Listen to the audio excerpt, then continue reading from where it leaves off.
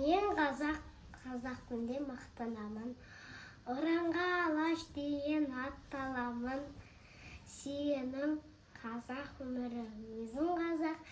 Мен неге қазақтықтан сақтанамын? Алтай, Ертіс, Сырдария, Есіл, Жайық. Арасан қоныс қылдым өрге жайып. Елім, жерім қорғайтын ерім болып, ер жеттім ен далада лықа той. Ер түрік ұрпағымын даңқы кеткен, бір кезде Европаның тітірі кеткен. Кіргенін есік, шыққаны тесік болып, күнбағыс, күн шошқа әмірі жеткен.